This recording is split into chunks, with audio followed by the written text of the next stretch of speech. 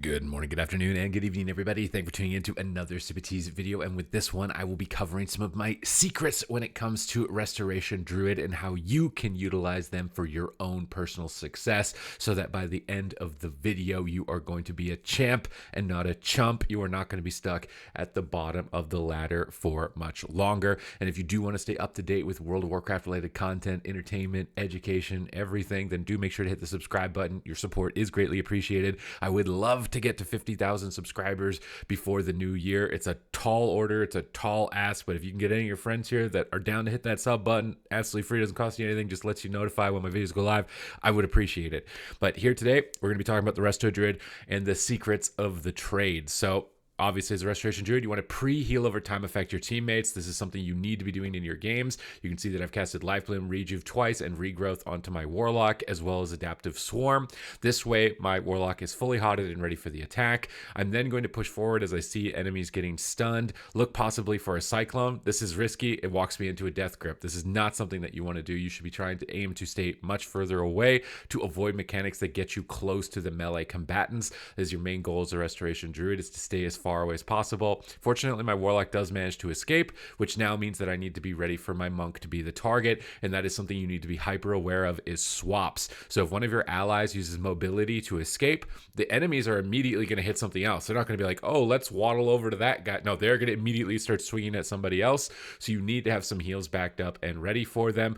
So in this instance, I Ironbark Cenarian Ward my Windwalker Monk on that anticipated swap, having seen my Warlock use Portal, and I'm tracking Portal with this add-on Omni CD, which I highly recommend getting, which is going to allow you to see what kind of cooldowns your allies have and which ones they're utilizing. Here I've activated Tree of Life. This is a really powerful talent at the moment in Dragonflight, much more powerful than it was in the past with some cooldown reduction that reduces it significantly. It also enables you to cast Entangling Roots instantly, which is something you should take advantage of. As you can see, I've put both the Enhancement Shaman and Death Knight on full diminishing return at this time. Once again, pre-hotting my teammates, always making sure that I'm using a global cooldown, monitoring if my rejuves are about to fall off, trying to make sure I'm maintaining maximum hots. As soon as my teammates are healthy and sustained, I'm then going to start casting Moonfires, get damage out, and then start casting Cyclones so my allies don't need to deal with as many interrupts. Here the Shaman is low health, so it's likely that the Death Knight is not a target, so I'd rather Cyclone the Death Knight, remove their stuns and interrupts so my Warlock doesn't have to deal with it, which allows us to snipe massive amounts of damage onto the Shaman. We can then use these instant Entangling Roots, and I can only imagine how much rage this Death Knight wants to express at the moment, having not moved their character for such an extended period of time. Now, this is one of the important secrets to Resto Druid at the moment, is with the double Life Bloom talent and another Life Bloom talent, you will actually want to keep one Life Bloom on yourself. This is going to increase the periodic heal rate of your heal over time effects on other allies, as well as prevent you from really being a swap target. So here you can see the Death Knight has gripped me in. Usually they can swap to you as a Resto Druid, so having this Life Bloom as a backup will be a nice save. I play it very safe here and use Tranquility Bubble after getting gripped in. This was anticipating further crowd control with how low HP my Windwalker was, and because my Windwalker is kind of one of the more fragile classes, really important to know which ones are the fragile ones. Here we can get a big Swiftman into NS, and look, he just almost went down right there. Swiftman into NS in this moment to get one big heal. Try and use our Omen of Clarity. Likely should have used Cenarian Ward. It's very important on Resto Druid here that you use defensive cooldowns before you move to cast spells. So that way, if you're interrupted, it's not a big deal. The defensive cooldown is going to soak most of the damage, and then you can get the interrupt for free out of the way, and then actually go for the next cast afterwards.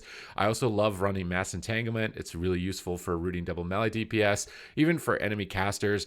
I've noticed against evokers, like Preservation Evokers, they'll run on top of your face trying to sleepwalk you a lot, so rooting them and running away from them to annoy them is a good way to stay ahead. Here I can see that now the enemies are a little bit more committed to the Windwalker. We just used Touch of Karma, so I'm more worried about the Monk dying in this position, given their defensive circumstance comparatively to my Warlock, who has been just portaling away to safety most of the time.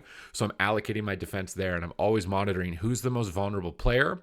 That player needs my most powerful effects, which are Cenarian Ward, Adaptive Swarm, or Ironbark. And Ironbark is kind of like the last line. That's like the, oh, okay, I've got to really make sure that you're safe. Now here the Paladin's coming out of bubble with no trinket, so I really want to try and get a bash. And I would like to be able to get a Cyclone. The Shaman is aware of this, pulls back and interrupts me, preventing me from getting the Cyclone, which would have ended the game.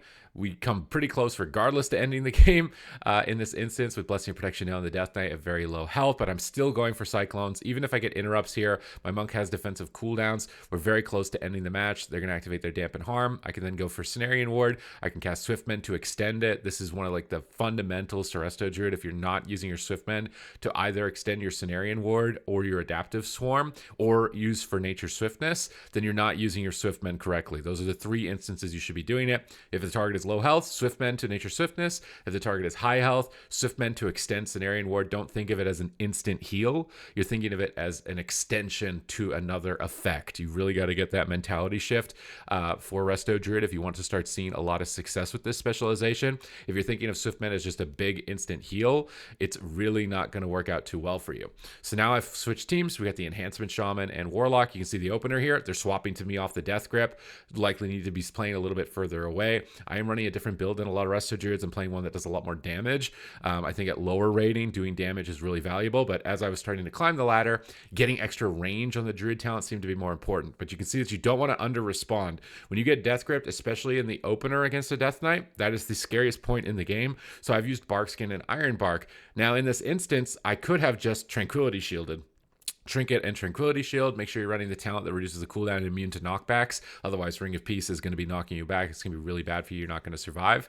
But we're going to start to struggle to heal our allies, and we're going to have some trust here that they're going to use their own defensive cooldowns. Fortunately, we are in tree form. This is a really good way to survive the initial stages of a fight. I see crowd control on the healer. We're decently recovered, so I'm lobbing out that Moonfire to get extra damage with the Druid talent. It does a lot of damage. This thing can hit up 50,000 damage. That's why I say at the lower ratings when teammates aren't really maximizing their damage as much, this is a helpful way to be able to close out the game as a Resto Druid and start climbing at the lower ranks.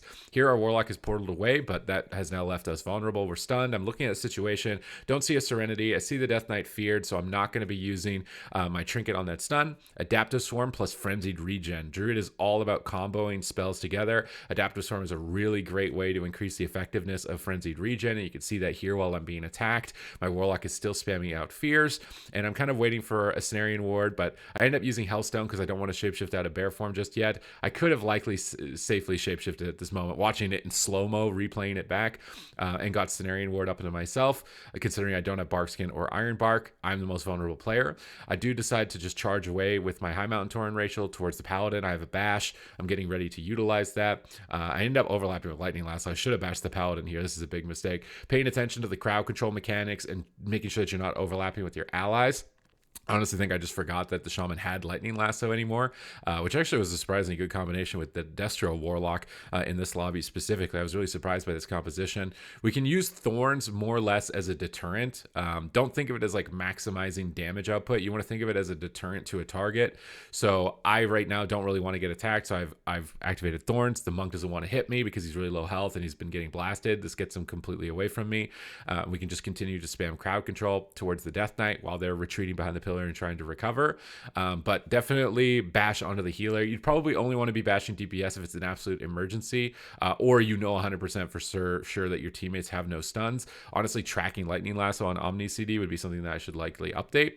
Here I've got Cenarian Ward, so I'm going to extend that with Swiftmend onto my Enhancement Shaman. They grip the Warlock in. They're likely looking for a swap. This means that I can now use my Mass Entanglement, try and root some DPS away from my Warlock. You can see the Monk rooted out of range, unable to attack.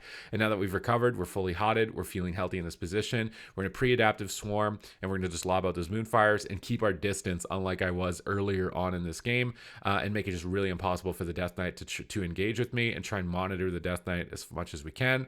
We've used our Astral Shift here, so defense on the Shaman, now vulnerable. We can see that here tracked by the Omni CD, really important add-on, and we're getting ready to Iron Bark. We can use Nature Swiftness here. The Shaman is low. Just got bursted. We get a Lightning Lasso on the Monk, so I want to Moonfire that target. We've got CC on the Paladin. The Death Knight's rooted. 3, 2, 1. immediate kill on the third target. So as the Resto Druid, I really think now, after watching my own playback, focusing your CC on the healer with Bash, focusing Roots and Cyclones onto the DPS to try and alleviate and isolate one target specifically is going to be the best usage of your strategies here. So some of the fundamentals and the secrets that we've covered in this video, just to take into account for yourself, is that Swiftmend is not an instant heal. Swiftmend is an amplifying effect. You either want to amplify your nature swiftness with it, if the target is low health, you need a big instant heal, or you want to extend your Cenarian Ward on a target. Even if they're at full health, you may want to extend them preemptively, because you've always got to be thinking ahead of the damage. If you're reacting, you're going to lose. Resto Druid is a very proactive related healer. You can also use it to extend your adaptive swarm, which is going to be really powerful on a target. You can, of course, follow me on my stream. I'll have it linked in the description down below, as well as my talent build. But other than that, thank you very much for watching the video. I hope that you've got some important tips and secrets to Resto Druid out of me here that are going to help you start climbing the ladder. So thank you for watching, and I will catch you in the next one.